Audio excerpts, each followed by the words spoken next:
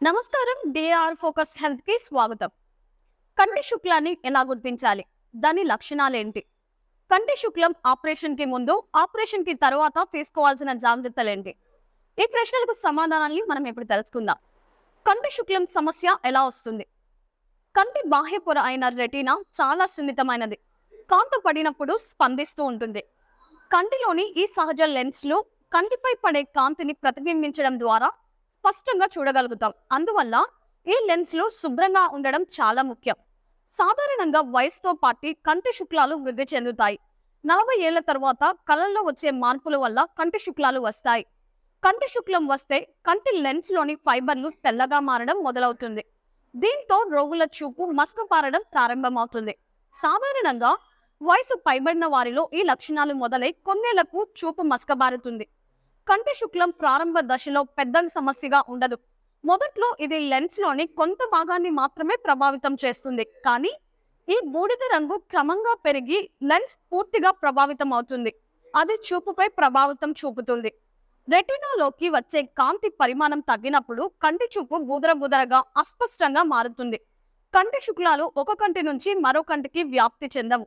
చాలా మందికి 2 కళ్ళల్లో శుక్లాలు కనిపిస్తాయి. కంటి శుక్లాలకు అనేక కారణాలున్నాయి. ఏజ్ రిలేటెడ్ క్యాట్రాక్ట్, వయసుకు సంబంధించిన శుక్లం. చాలా వరకు వయసు ఆధారంగానే కంటి శుక్లాలు వస్తాయి. కాంజనిటిల్, పుట్టుకతో వచ్చే కంటి శుక్లం. అప్పుడే పుట్టిన కొందరు శిశువులకు కూడా కంటి శుక్లం ఉండే అవకాశం ఉంది. అలాంటి వారిలో కొందరు పిల్లలకు కొంతకాలం తరువాత చూపు సమస్య మొదలవుతుంది. ఇలా పుట్టుకతో వచ్చే శుక్లంతో కొందరికి ఎలాంటి ఇబ్బంది ఉండదు. మరికొందరిలో చూపు ప్రభావితం చూపుతుంది. కాబట్టి వాటిని తొలగించుకోవాల్సిన అవసరం ఉంటుంది. సెకండరీ క్యాట్రాక్ట్, ఇతర వ్యాధులు, అనారోగ్యాల వల్ల ఈ సెకండరీ క్యాట్రాక్ట్ వస్తుంది. ఉదాహరణకు డయాబెటిస్, స్టెరాయిడ్ల వాడకం ద్వారా సెకండరీ క్యాట్రాక్ట్ కు దారి తీయొచ్చు. ట్రామాటిక్ క్యాట్రాక్ట్, ఏదైనా గాయం 1 లేదా 2 కళ్ళలో శుక్లాలకు కారణమవుతుంది. ప్రమాదం జరిగిన తరువాత లేదా కొన్నేళ్ల తరువాత శుక్లాలు రావడం జరుగుతుంది. ఈ శుక్లాలను వైద్యులు ఎలా గుర్తిస్తారు? 60 లేదా అంతకన్నా ఎక్కువ వయసు ఉన్నట్లయితే ఏడాదికి ఒకసారి లేదా 2 ఏళ్లకు ఒకసారి కంటి పరీక్షలు చేయించుకోవాల్సి అవసరం ఉంది.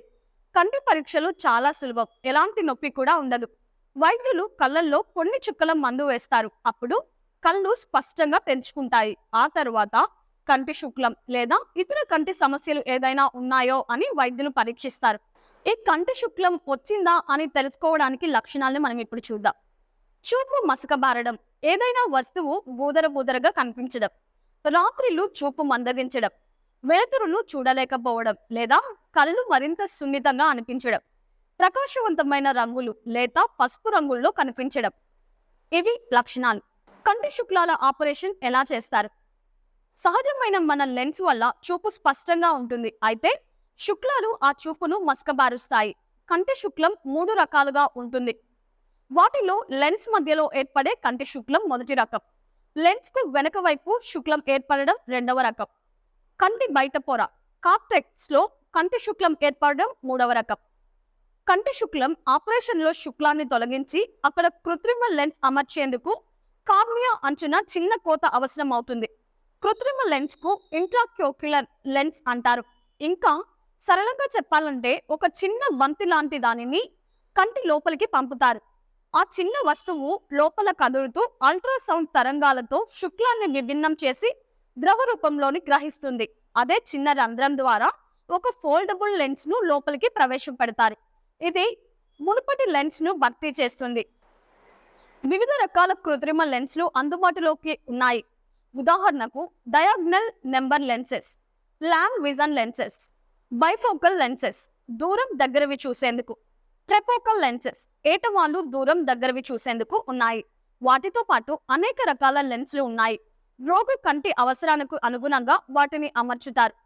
ఆపరేషన్ ముందు తీసుకోవాల్సిన జాగ్రత్తలు. ఆపరేషన్ కి ముందు బీపీ, షుగర్ నార్మల్ గా ఉండేలా చూసుకోవాలి. హై బీపీ కంట్రోల్లో ఉండడం చాలా ముఖ్యం. ఎలాంటి యాంటీబయాటిక్స్ తీసుకోకుండా ఉండాలి. ఆపరేషన్ కి ముందు కంటిలోని సూక్ష్మజీవులను అంతం చేసేందుకు డాక్టర్ కంట్లో యాంటీబయాటిక్స్ చుక్కల మందు వేస్తారు. ఆపరేషన్ కి తర్వాత తీసుకోవాల్సిన జాగ్రత్తలు. బీపీ, షుగర్ నార్మల్లో ఉండేలా చూసుకోవాలి.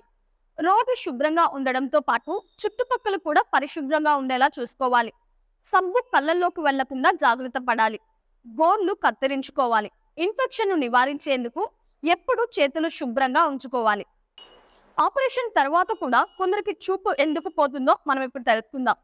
కంటి శుక్లం ఆపరేషన్ తర్వాత కొందరు చూపు కోల్పోవడానికి ఇన్ఫెక్షనే ప్రధాన కారణం. అపరిశుభ్రంతో అది సంక్రమిస్తుంది. సిరంజీల వాడకంలో నిర్లక్ష్యం కూడా కంటి ఇన్ఫెక్షన్లకు దారితీస్తుంది. ఇలాంటివి కంటిలో బ్యాక్టీరియా లేదా ఫంగస్ పెరిగేందుకు లేదా కంటిలో మంటకు కారణమవుతాయి. అలాంటి పరిస్థితిలో చూపు కోల్పోయే ప్రమాదం ఉంటుంది. చూసారు కదా ఫ్రెండ్స్, ఈ వీడియో మీకు నచ్చినట్లయితే లైక్ చేయండి. మరిన్ని హెల్త్ టిప్స్ కోసం వెంటనే మన ఛానల్ ని సబ్స్క్రైబ్ చేసుకోండి. మీ అమూల్యమైన అభిప్రాయాన్ని కామెంట్ రూపంలో తెలియజేయండి.